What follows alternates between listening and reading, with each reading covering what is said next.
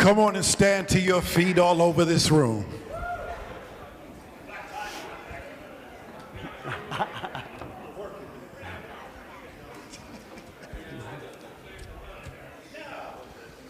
First, let us start off by praying for Sean up here. He needs some extra prayer. But let's welcome the Lord into the house.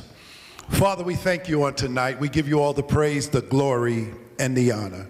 Without you, we are nothing, and we just thank you, Lord, for another opportunity to come together as brethren and sisters in unity, in one place, on one accord. One mind to receive on tonight the words that you have through your manservant to speak into the lives of each and every one of us that are here. We thank you, Lord, for Joe's traveling grace that you have put upon him. We thank you, Lord, for just another opportunity to be in your presence. We ask you now as we prepare to step into step 2 on tonight, where we come to be aware that there is a power greater than ourselves that can restore us to our sanity. Without you, we have nothing. So we thank you for the power. We thank you for your grace. We thank you for another day that you have blessed us to be in, and we ask you to use your manservant on tonight like never before. Strengthen him, allow him to speak from the throne room where your voice will be heard through every word that is said. In Jesus' name, let everyone say amen. Amen. God bless. Thank you, chap. Thank you. All right, so what we do here at Position of Neutrality is take a look at the suggested step or so a week directly out of this book. And we use this book, why? Because it works. The process described by the authors has been proven to work for addicts of the hopeless variety, addicts to alcohol and other substances. And what we do here is we show you how I find my experience in the book by aligning it with what the author said, because that's our goal, right? I don't want to tell you what it says to me, because what it says to me doesn't really matter. It's what it says to you. All right, so we're going to start on page 44. We agnostics. In the preceding chapters, you have learned something of alcoholism. So what did we learn about alcoholism? We learned a couple things last week, right? It is cunning, baffling, and powerful, right? But it's an appalling lack of perspective, right? It's the inability to see the fact that I keep doing the same thing over and over and expecting the same result, knowing that I'm going to get the same result. I said that wrong, almost, but I'll get there, guys. It's the inability to see the suffering that we experienced, right, even a week or a month ago. We hope we have made clear the distinction between the alcoholic and the non-alcoholic. They're getting ready to describe it for us too, but they talked about the moderate drinker, right, who can leave it alone if they want to, take it or leave it alone. They talked about the hard drinker, who, given sufficient reason, could leave it alone, right? Any of us in either of those two categories? No. I think he's fibbing. Right? The real alcoholic is if, when you honestly want to, you find you cannot quit entirely, or if when drinking you have little control over the amount you take, you are probably alcoholic. That anybody else? All right, so we're all on the same page right now, right? If that be the case, since we've all raised our hands, or not everybody raised their hands, but some of us did. If that be the case, you may be suffering from an illness which only a spiritual experience will conquer. Well, all right.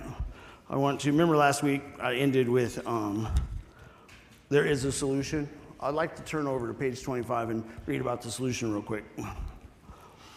There is a solution. Almost none of us like the self-searching, the leveling of our pride, the confession of shortcomings, which the process requires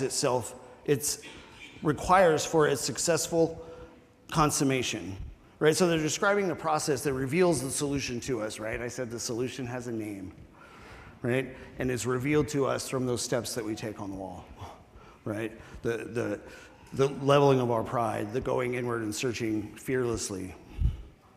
But we saw that it really worked in others, and we'd come to believe in the hopelessness and futility of life as we had been living it. I like this distinction. It says, we had come to believe in the hopelessness and futility of life. Sound like came to believe in a power greater than ourselves? What pointed us towards that power greater than ourselves? The hopelessness and futility in our lives. Maybe? Make sense?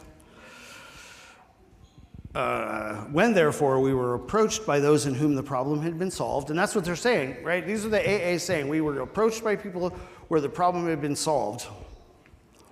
There was nothing left for us but to pick up the simple kit of spiritual tools laid at our feet, the process, the steps. It's not the solution. The steps are not the solutions. How often did you walk into the room, read the steps on the wall, do the steps on the wall, so you thought, and then get twisted off again? Anybody? Right? I did that time and time again in the beginning, and then I blamed it on the steps for not working. Oh, those stupid steps, they don't work, right? But I hadn't applied them to my life the way that they told me to, right? We have found much of heaven, and we have been rocketed into a fourth dimension of existence of which we had not even dreamed. So this is their testimony, right? This is where we were. Let me describe you how I was.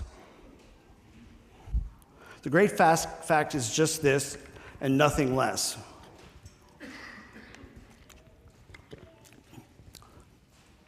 That we have had deep and effective spiritual experiences which have revolutionized our whole attitude toward life, toward our fellows, and toward God's universe.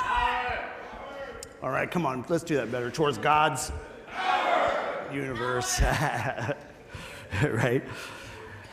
The great fact is this, right? We're getting ready to talk about who's we. The first 100, right? Half of whom are atheist agnostic. We're going to talk some more about that in a minute, but they're saying this is the great fact, that God has revolutionized our life. We're going to do that a lot tonight. It's step 2. I'm going to say God a lot. There we go. The central fact of our lives today is the absolute certainty that our Creator has entered into our hearts and lives in a way which is indeed miraculous. He has commenced to accomplish those things for us which we could never do by ourselves. So here I am, right? I'm powerless over this stuff, right? The hopelessness and futility in my life. So what am I going to do? Come to believe, right? That God's going to work miraculously. Right? God's going to work miraculously. If you are as seriously alcoholic as we were, we believe there is no middle of the road solution. I think this is a warning, guys, right? They talk about, in a minute, the alternatives, right? Alcoholic death, happy, joyous, and free life. There's nothing in between. It's one or the other. We were in a position where life was becoming impossible, and if we had passed into the region from which there is no return through human aid, we had but 2 alternatives. This is another spot where it says it, right? So if life were becoming impossible, how many of you life was impossible when you got here, right? Because we don't get here on winning streak, right? And if we had passed into the region from which there is no return through human aid, did we keep trying to do it through our own human aid? Anybody? Yeah? All right. We had but 2 alternatives. One was to go to the bitter end, blotting out the consciousness of our intolerable situation as best we could. So that's one go down, right? I mean, like how often did we think that's what we were living for, right? I just want to stay comfortably numb, right? Sitting in prison doing some heroin because, like, fuck it. I used to say if I could stay high half the day, I only was giving them 2.5 of the 5-year sentence. That part, right? You know what I mean? I firmly believe that. So I was trying to blot out the consciousness of my intolerable situation. And the other, to accept spiritual help. This we did because we honestly wanted to and were willing to make the effort. There's the condition, right? Let's start off with that in our mind. All right, go back to page 44. Because now they give us some warnings. To one who feels he is an atheist or agnostic, such an experience seems impossible. How many atheists and agnostic we have in the room? Or were? like when you started out. Didn't believe in God, couldn't be proven to exist. Power. But to continue as he is means disaster, especially if he's an alcoholic of the hopeless variety. Have we decided that we're alcoholics and addicts of the hopeless variety? Yep, so we're there.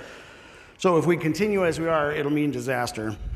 To be doomed to an alcoholic death or to live on a spiritual basis are not always easy alternatives to face. We just talked about that. Right? Happy, joyous, and free life, alcoholic death. That's what we just talked about. It's not so easy. Right? It really isn't. But it wasn't so difficult. I think there's some hope in that, right? As we look at it, there's hope. It wasn't so difficult. Here's the first 100 who were saying, half of us were atheists or agnostics, and the other half were believers dying in their addiction. Right? They didn't know how to live a life of faith. We're going to talk more about that in a little bit, but I'm getting ahead of myself. They didn't know how to live that life of faith, but it isn't so difficult. About half our original fellowship were exactly that type. What type? Atheist or agnostic. Declared. At first, some of us tried to avoid the issue, hoping against hope we were not true alcoholics. How many years did we keep doing it, right? I went from doing meth to then drinking a little bit and going back to doing meth. Then I went to prison and I did a little meth, but then there's way more heroin in prison, so I did a little heroin, right? And then, oh, there's hooch? Yeah, I'll do some of that too. Right, I get back out and I don't go right to let's not do the meth right away. I'm gonna just drink a little bit because that's okay, right? Doesn't work. Doesn't work. I kept hoping against hope that I was not a true alcoholic, addict, whatever the case is. But after a while, we had to face the fact that we must find a spiritual basis of life or else. Okay, that's a daunting thing. I was the good little Christian boy who grew up in church, right, singing in the choir, doing all that stuff, and I knew that I had belief, right? If you asked me, I could quote chapter and verse. Chap and I were just talking about that. I really can't quote chapter and verse, but I can like quote verses just kind of randomly and stuff, and could do it at the time, right? I was the guy. I was the guy that we were tweaking, right? Hold up so no one would see us. The lights all dimmed. Talking to people about the Bible, right? Quoting to them, telling them why they need to get saved, and Jesus is the one for them. You know what I mean? Like, it's kind of weird. People look at you funny. Right? They look at you funny when you're high as astronaut asshole. and yeah. Perhaps it is going to be that way with you, but cheer up. Something like half of us thought we were atheists or agnostics. Because later on it says that every one of them has declared, right? Power, peace, happiness, sense of direction flowed into them, right? The consciousness of the presence of God is the most central thing in their life. Right? That's what they declared. So they only thought they were atheists and agnostic. Our experience shows that you need not be disconcerted. If a mere code of morals or a better philosophy of life were sufficient to overcome alcoholism, many of us would have recovered long ago. How many codes and philosophies did you try to change it? Playmates, playthings, people. I'm only going to go to church. I'm only going to drink booze. I'm not going to do meth anymore. Right? We change what we do, change the rules of our life. I'm going to eat better. I'm going to go to the gym. But if I go to the gym 5 days a week, I can do drugs on the weekends, right? No? Right? But those are the types of things that we keep trying to change. But we found that such codes and philosophies did not save us, no matter how much we tried. So it's kind of like the other stuff. No matter how much I willed it away, these codes and philosophies, no matter how dedicated I was to those, when it comes to the substance, I can't not do it, no matter what rules I'm giving myself. We could wish to be moral. We could wish to be philosophically comforted. In fact, we could will these things with all our might, but the needed power wasn't there. What is philosophically comforted, right? We go out in the world to seek our ease and comfort, right? Because we're restless, irritable, and discontent. True? Yeah. All right. but the needed power wasn't there. Our human resources, as marshaled by the will, were not sufficient. They failed us utterly. So that's just kind of, I think those two sentences really recapped last week pretty succinctly, right? Lack of power, that was our dilemma. We had to find a power by which we could live, and it had to be a power greater than ourselves. Did we know that lack of power was our dilemma? Because aren't we, man, I'm a grown-ass man, I know, all right? I can do anything I want. Right? I started saying that, I think, when I was about 12, right? We had to find a power by which we could live, and it had to be a power greater than ourselves, right? Does everybody believe in a power greater than themselves? Power, well, that doesn't count. God, right? Obviously, but where and how are we to find this power? Because that's what this book is about. So we're going to go over to page 55. At least I'm remembering to tell everybody the pages now. Thank you.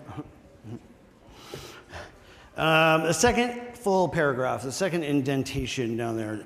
Actually, we were fooling ourselves, for deep down in every man, woman, and child is the fundamental idea of God.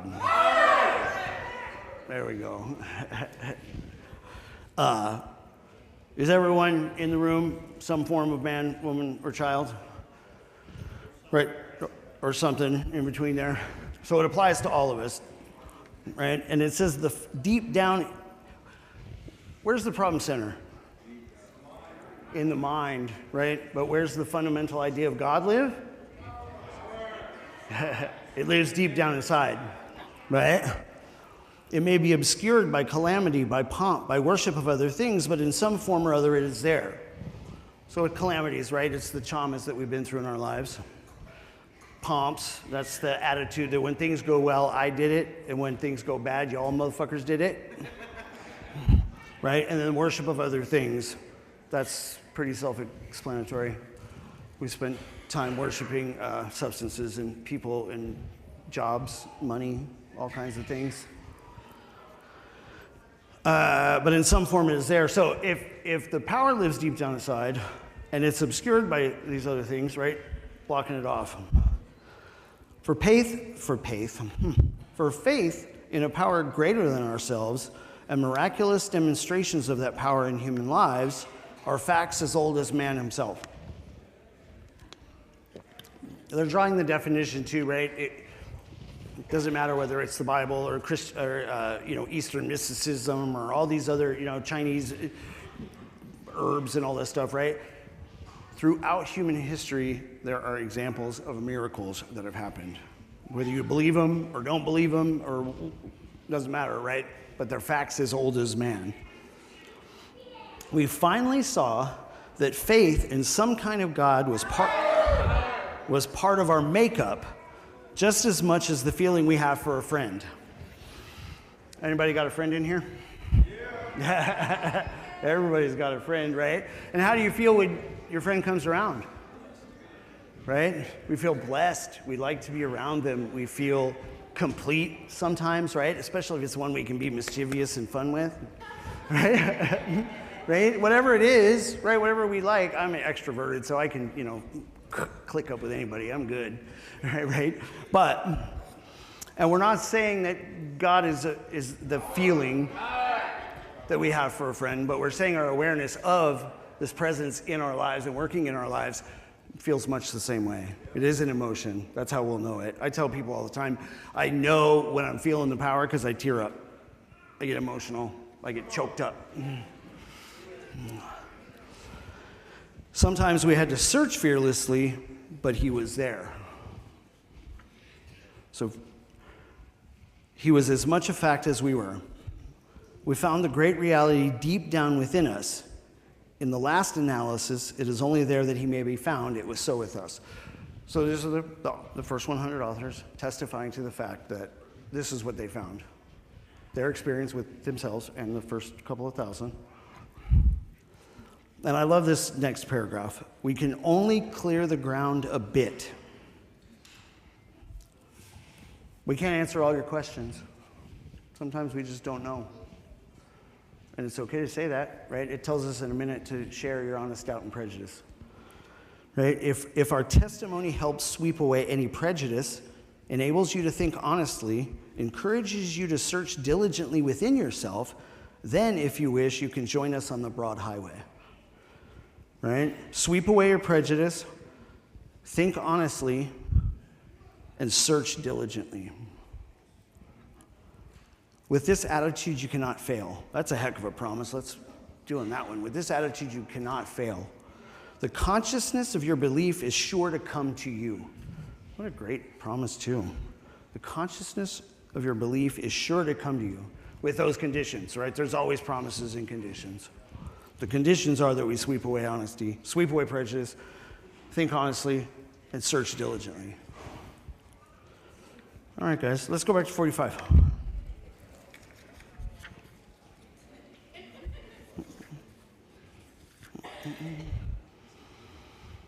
All right, but where and how are we to find this power? Well, that's exactly what this book is about. Imagine that, they wrote a book. It tells us where to get empowered to walk through life. Because how many of you thought that the drugs and the alcohol was your problem? Right? I mean, it is. It creates more problems than it's worth. But it really is my solution. Or had been. And that's, the authors are testifying to that. Which will solve a problem. That means we have written a book which we believe to be spiritual as well as moral. And it means, of course, that we are going to talk about God. Here, difficulty arises with agnostics.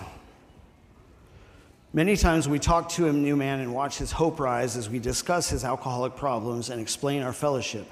But his face falls when we speak of spiritual matters, especially when we mention God. For we have reopened a subject which our man thought he had neatly evaded or entirely ignored. They're going to give us some more examples about it, and I'll probably talk a little bit more there too, but yeah, I'll just do it then. We know how he feels, because again, half atheist or agnostic, right? So they know how he feels. We have shared his honest doubt and prejudice. Some of us have been violently anti-religious. So if you have honest doubt and prejudice, and you think honestly about it, right, and sweep away the prejudice and ask about it, share your honest doubt and prejudice with us, guys. We'll talk you through it. God's going to meet you where you're at. We're going to meet you where you're at. Joe always says, you can't help people you're judging. And if you're asking me about some stuff, it's because God sent you to me. Mm-hmm. Where am I at? Oh, where does the violent anti-religiousness come from? Typically traumas, right? Right, a preacher standing up in the pulpit. Like I had a preacher one time standing at the pulpit, beating on the pulpit, talking about how if we didn't repent, we were going to hell.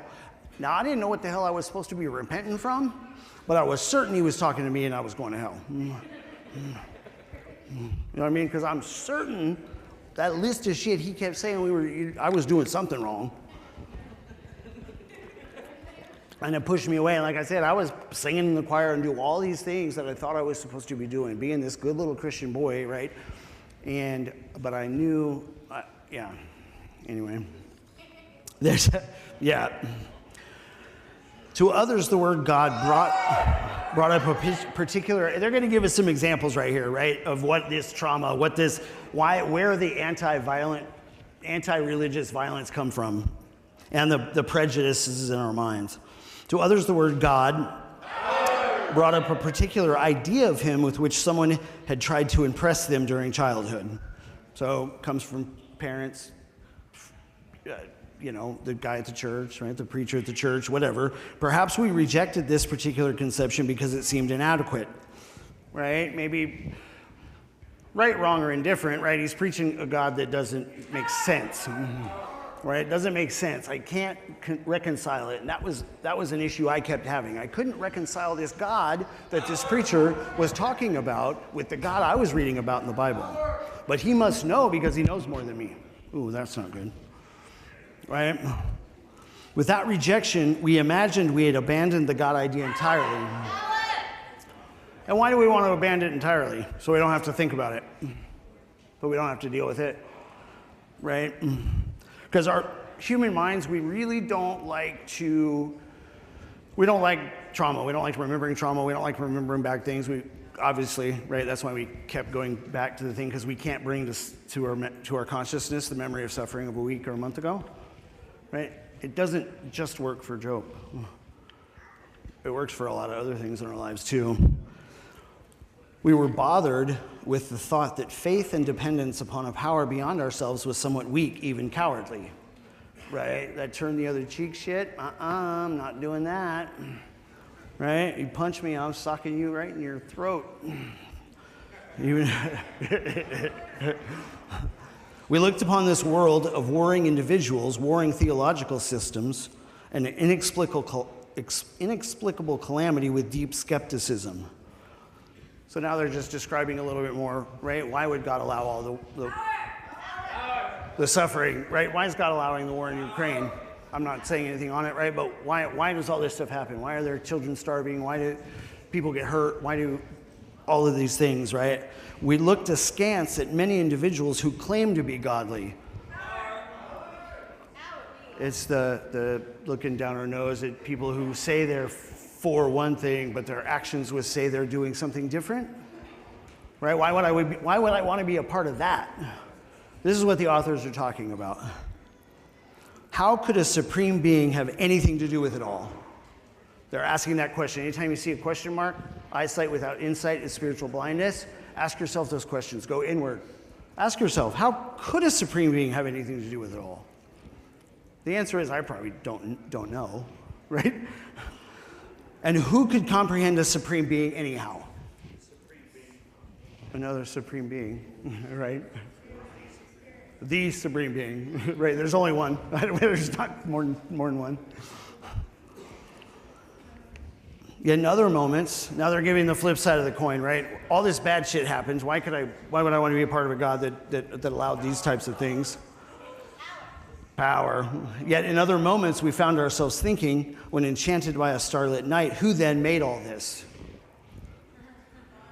So we're looking out. I remember laying, I don't know, I was a Boy Scout once upon a time, and we would lay out under the stars, right?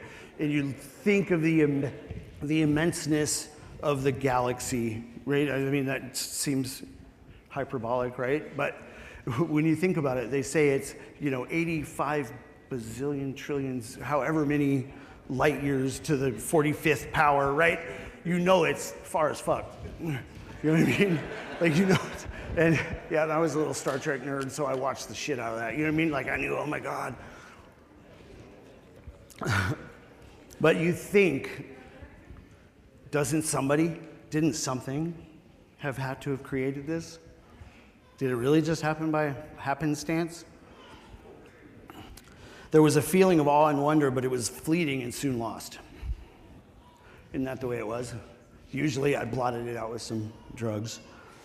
Yes, we of agnostic temperament have had these thoughts and experiences. Let us make haste to reassure you. We found, I love this promise too, we found that as soon as we were able to lay aside prejudice and express even a willingness to believe in a power greater than ourselves, we commenced to get results, even though it was impossible for any of us to fully define or comprehend that power, which we call God. Which is God. I read that wrong, my bad. Which is God, not call God, it is God. I know.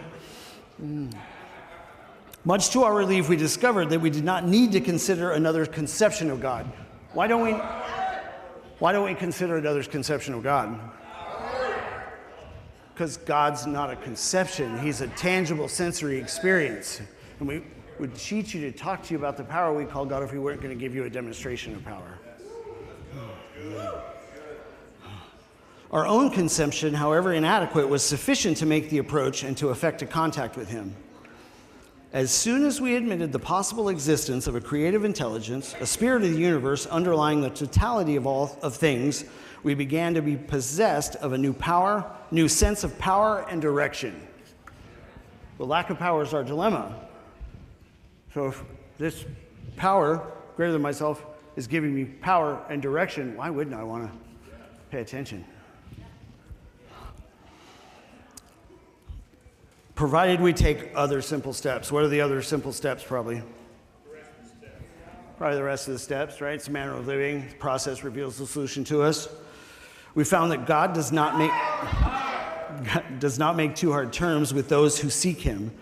To us, the realm of the Spirit is broad, roomy, all-inclusive, never exclusive or forbidding to those who earnestly seek. It is open, we believe, to all men. So that's what it talks about in my favorite paragraph, right? We can't tell you everything because we don't know, right? But if you'll just lay aside these certain things, lay aside prejudice and earnestly seek, you'll commence to get results. So they're just saying it again. It's the all-inclusive nature of the steps. All exclusive, never exclusive. All inclusive, never exclusive. When, therefore, we speak to you of God, we mean your own conception of God. This applies to other spiritual expressions which you find in this book. Do not let any prejudice you may have against spiritual terms deter you from honestly asking yourself what they mean to you. Right? It's kind of like Brussels sprouts, right? How many of you don't like Brussels sprouts? Right? When was the last time you actually tried Brussels sprouts? I didn't eat them for a really long time because I'd never tried them and I wasn't going to try them because I didn't like the smell of it, but I said I didn't like them. Right? I had a prejudice against Brussels sprouts. I'm just drawing an analogy. Hope y'all can follow me a little bit, right? So ask what it means to you. Look it up. I had to look up some stuff last week. What does it mean? At the start, this was all we needed to commence spiritual growth, to affect our first conscious relations with God as we understood him, right? As we understood him. Who's we? The first 100. Right? And God as we understood him. It's always in the past tense. God as we understood him. So the God I understand in the beginning was not the God they understood later. Afterward, we'd found ourselves accepting many things which then seemed entirely out of reach. That was growth, but if we wished to grow, we had to begin somewhere. So we used our own conception, however limited it was. Nobody can fully define or comprehend that power which we call God. Right? But if I just admit to myself, God's going to meet me where I'm at and begin to grow me spiritually. Agreed? Anybody else? Anybody disagree? No, don't answer that question. We need to ask ourselves but one short question. This is it. Do I now believe, or am I even willing to believe, that there is a power greater than myself? Question mark again. Ask myself that. Am I willing to believe? As soon as a man can say that he does believe or is willing to believe, we emphatically assure him that he is on his way. Emphatically assure him. That's pretty bitchin', isn't it? Emphatically assure him. It has been repeatedly proven among us that upon this simple cornerstone, a wonderfully effective spiritual structure can be built. I like the word cornerstone in that spot. It refers to the other guy in the other book. The chief cornerstone, right? What time is it? Oh, all right. Well, no, I'm not trying. I just don't want to run out of time again.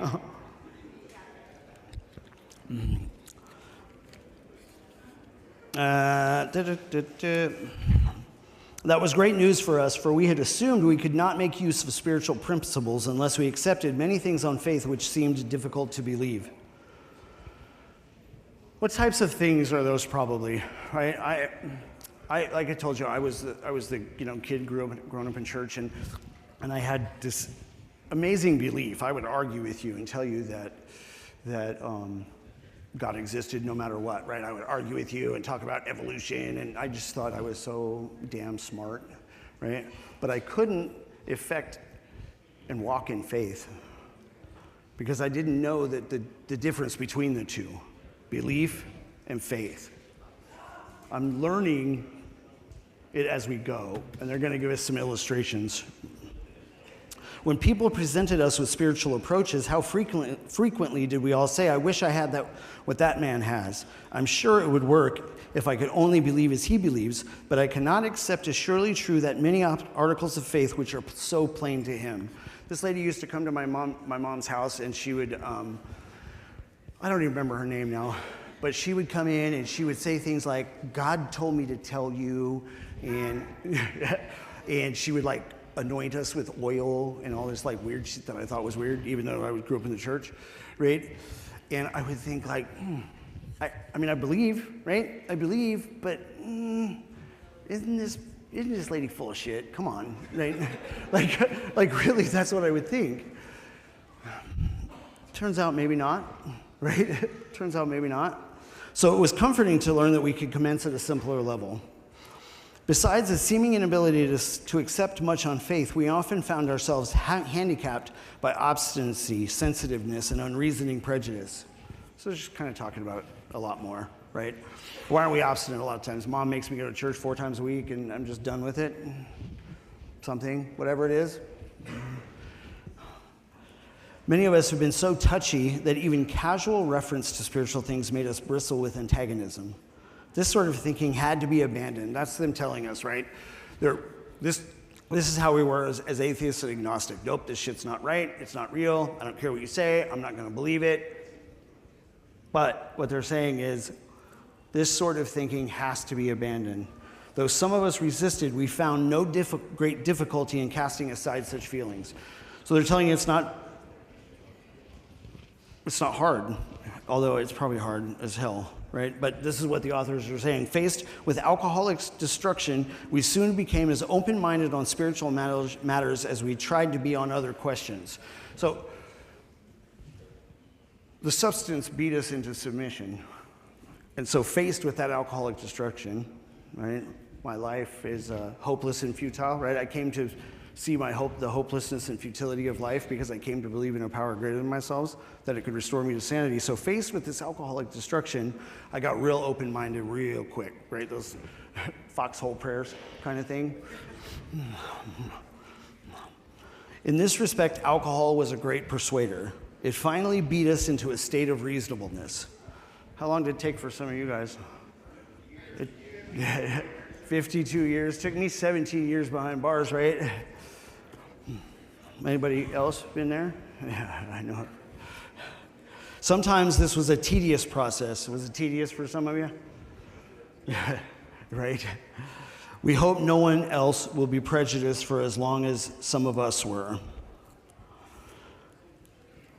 They're going to talk about the electrical theory next. The reader may still ask why he should believe in a power greater than himself. We think there are good reasons. Let us have a look at some of them. The practical individual of today is a stickler for facts and results. Nevertheless, the 20th century readily accepts theories of all kinds, provided they are firmly grounded in fact. We have numerous theories, for example, about electricity. Everyone believes them without a murmur of a doubt. Why this ready acceptance? Because I got the shit shocked on. Absolutely. We see the effects produced by alcohol. Right? Just for myself, you couldn't have caught me 4 years ago standing in front of a room of people reading through something. I didn't feel like I deserved it and was good enough. That's an effect that God produces in my life. 100%. There's DJ, right? There's my friend DJ. My friend DJ said to me one time when I went to treatment, he said, listen, buddy, you can do dope if you want to, but you can't do it here. And he gave me permission. Right? That was God doing for me what I could not do for myself. Where am I at? Simply because it is impossible to explain what we see, feel, direct, and use without a reasonable assumption as a starting point. So we know the lights work because we flip the switch and the light comes on. For us, it's self-evident and don't really have to announce it. When the light comes on, people will know, those around us will know. I'm not going to talk about the prosaic steel girder and the light body and all that. Let's go over to 49. Middle of 49. Instead of regarding ourselves as intelligent agents, spearheads of God's ever-advancing creation, power, we atheists and agnostic chose to believe that our human intelligence was the last word, the alpha and the omega, the beginning and end of it all. Rather vain of us, wasn't it? Rather vain of us. Joe always makes a point to talk about the alpha and the omega. Do any of you get consulted by your parents about your entrance into this world? So we don't have anything to do with the beginning. And how many of you either know when the end is coming or made it past friends, family members who did pass away and they were doing the same things as you were doing? Right? So we don't know a whole lot about the end either. Anybody have vague remembrances that they were talking about too for the in-between times? Yeah, I did 11 and a half years in this last sentence. I literally remember about half of it. Vague remembrances. And that's rather vain of us, wasn't it? To think that we're the overseer of it all. But that's really how we were acting, wasn't it? Rather vain of us, wasn't it? Seems rather vain when we say it like that. We who have traveled this dubious path beg you to lay aside prejudice, even against organized religion. We have learned that whatever the human frailties of various faiths may be, those faiths have given purpose and direction to millions. So what they're saying is they must be doing something right. Whether you believe with their theological things and the dogma that they may or may not spout, or all these other things, right? The things that you can't agree with because you're pretty sure they're saying it wrong anyway. They're doing something right. People of faith have a logical idea of what life is all about. Actually, we used to have no reasonable conception whatsoever. Whatever. We used to amuse ourselves by cynically dissecting spiritual beliefs and practices when we might have observed that many spiritually minded persons of all races, colors, and creeds were demonstrating a degree of stability, happiness, and usefulness which we should have sought ourselves. That's a pretty ringing indictment, isn't it? Here we are talking about all the ways that we should fix the world and society, because it's super fucked up, guys. Bitching, complaining what other people should be doing about it, but rather than doing it, right, we were making fun of the people who actually were doing it. Rather vain of us, wasn't it? Indeed, we looked at the human defects of these people and sometimes used their shortcomings as a basis of wholesale condemnation. How often do we do that too, right? I mean, we see one person doing something we don't like that's, in, let's say, an organization, right? That'd be like somebody saying, oh my gosh, that person just spit on the ground outside, and so I don't like any of the people at New Freedom. They all suck. Saying the same thing, right? That seems pretty just wholesale condemnation, absolutely, right? We talked of intolerance while we were intolerant ourselves. We missed the reality and the beauty of the forest because we were diverted by the ugliness of some of its trees. Oh, okay. So just because one is bad doesn't mean they're all bad. We never gave the spiritual side of life a fair hearing. Kind of like the Brussels sprouts. I never gave Brussels sprouts a fair shake.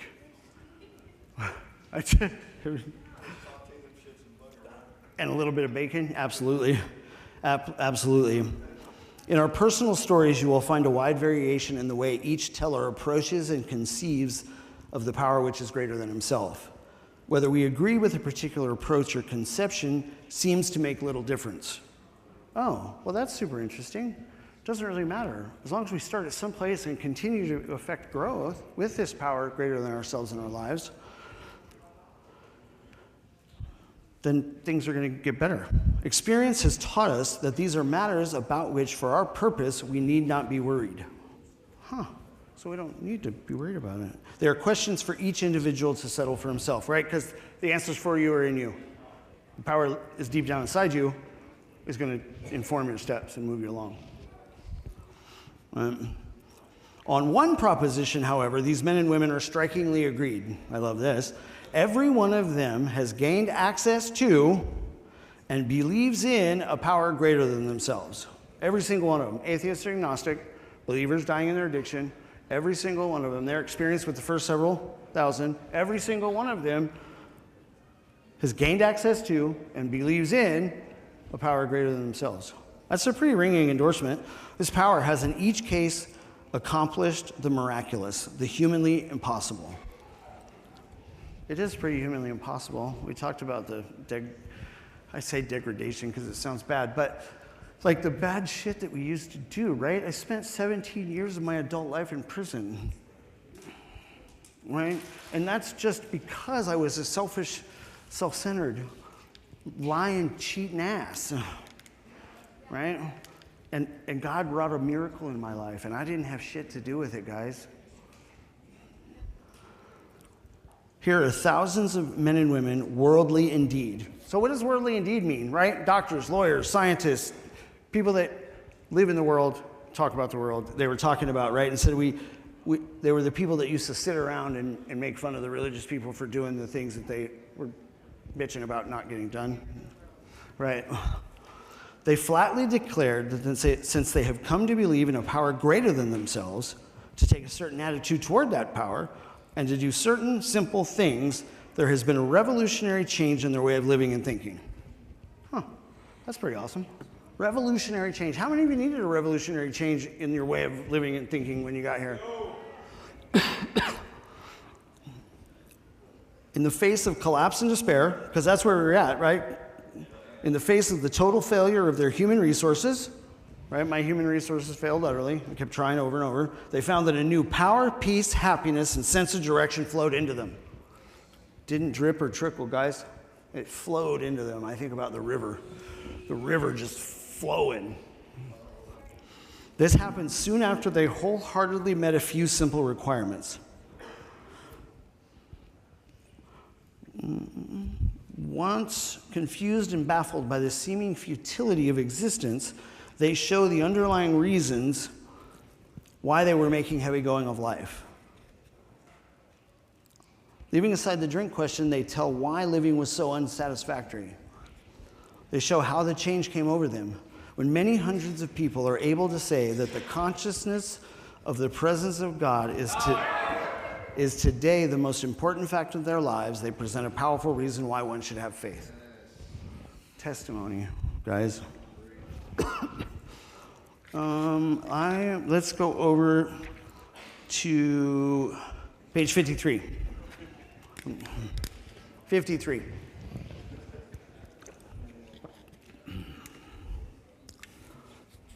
Right in the middle, when we became alcoholics. Because when did we become alcoholics? Or addicts or whatever, right? It wasn't when mom and dad were telling us we were alcoholics and addicts, right? Crushed by a self-imposed crisis we could not postpone or evade, that's when we became alcoholics. When life got so intolerable and I realized I couldn't do it over and over and over, again and again and again, that's when I did it. Fully concede to my innermost self. That's the first step in recovery. Is when I fully conceded. And we can't do that based on a lie. Right? I have to be honest with myself. They used to tell me when my very first time in treatment, I was like 12. No, I really wasn't that young, but they kept saying in the group, you got to get honest. You guys are not getting honest. You guys are just not getting honest. And I thought, like, fuck, you keep asking me a question, and I tell you the answer is like, what do you mean we're not getting honest?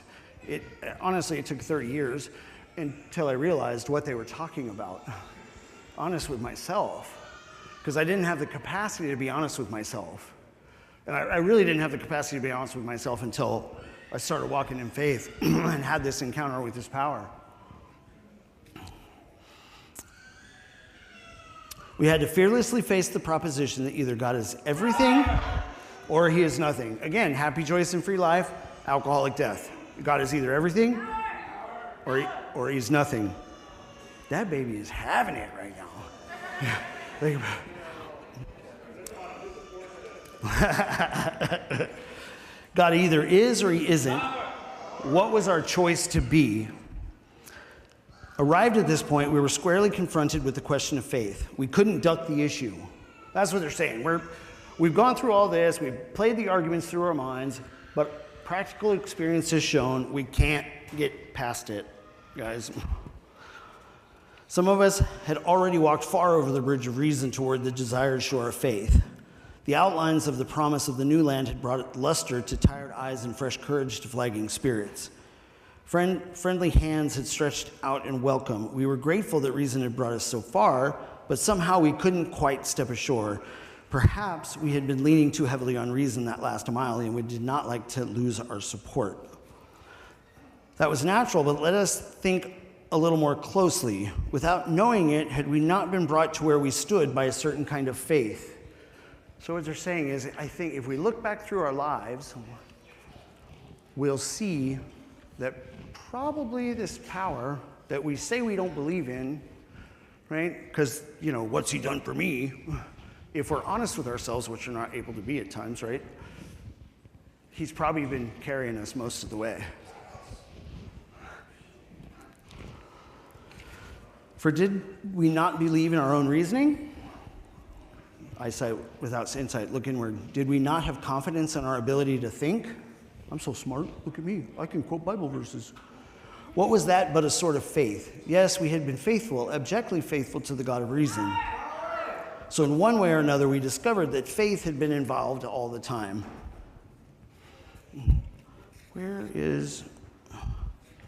I want to read one last story. Where are we at? Yep, I'm going to do it. We're going to skip over to 55. In this book, you will read the experience of a man who thought he was an atheist. Only thought he was an atheist. His story is so interesting that some of it should be told now. His change of heart was dramatic, convincing, and moving. Our friend was a minister's son. So imagine being a minister's son, right? They're like cops' kids. They're always the worst. You know what I mean? He attended church school where he became rebellious at what he thought an overdose of religious education. So imagine, the minister's son, he was in church 3 or 4 times a week at least, right? And then mom and dad sent him to a Christian school, so where they pounded it into him a little bit more. Can you imagine the resentment that he felt? Just think about that for a minute. Oh, fuck.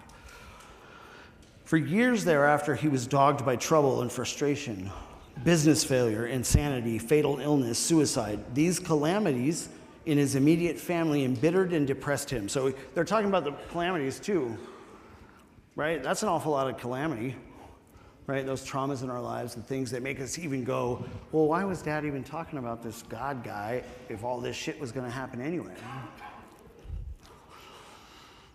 Post-war disillusionment, even ever more serious alcoholism, impending mental and physical collapse brought him to the point of self-destruction. So he's kind of where we all were at right before we came into the rooms, right? Or got arrested, one of the two. Right? Self-destruction, right? He's just been doing this over and over and over and over and over. One night when confined in a hospital, he was approached by an alcoholic who had known a spiritual experience. So they're talking about an AA, right? He's recovered and endeavoring to go out and carry the message to others. Our friend's gorge rose as he bitterly cried out, if there is a God, he certainly hasn't done anything for me. Right, so they're talking about the prejudice, right? It automatically came up, that obstinacy instantly came up, right? Violently anti-religious. But later, alone in his room, he asked himself this question. And how often do we do that? Act out and get pissed off at somebody over something that we didn't like, and then later we're like, I probably shouldn't have done that. Or we rethink it. If there is a God, I read that part. He asked himself this question, is it possible that all the religious people I have known are wrong? It's a very simple question. Is it possible that they're all wrong? Well, pondering the answer, he felt as though he lived in hell. So could you imagine somebody who was taught a certain way, probably lived a certain period of time after that, absolutely not believing it, violently anti-religious, right? All these calamities, all this thing, resentful, just pissed off, and you know what I mean? Joe always talks about living to be mad. Like if he wasn't mad, there was nothing to live for, right? That's kind of what they're talking about here. So it's in hell, he's living in hell. And then like a thunderbolt, a great thought came. It crowded out all else. Who are you to say there is no God? I always think of this as a whisper more than a booming voice. Who are you to say there is no God? Because in that swirling mass of thoughts and hate and pissed offness, wouldn't a whisper be more profound? Be still and know that I am God. Right? This man someone's feeling that. This man recounts that he tumbled out of bed to his knees. In a few seconds, he was overwhelmed by the conviction of the presence of God. It poured over and through him with the certainty and majesty of a great tide at flood. Certainty, I love the word that they used right there, with the certainty, right? We know that the tide's going to come in and out no matter what, every day, twice a day probably, right? He stood in the presence of infinite power and love. Lack of power is our dilemma. He had stepped from bridge to shore. For the first time, he lived in conscious companionship with his Creator. Consciousness, the awareness of being aware. Thus was our friend's cornerstone fixed in place. No later vicissitude has shaken it. His alcoholic problem was taken away, removed, done, gone. That very night, years ago, it disappeared. Save for a few brief moments of temptation, the thought of drink has never returned. And at such times, a great revulsion has risen up in him. We will recoil as if from a hot flame. The first time that ever happened to me, somebody told me it's a 10-step promise. That was before I knew there was promises throughout the book. I thought, no, there's only once for the 9th step. Right? Well, that's a promise. Seemingly, he could not drink even if he would. God had restored his sanity. What is this but a miracle of healing? Could we call it anything else but a miracle of healing, guys?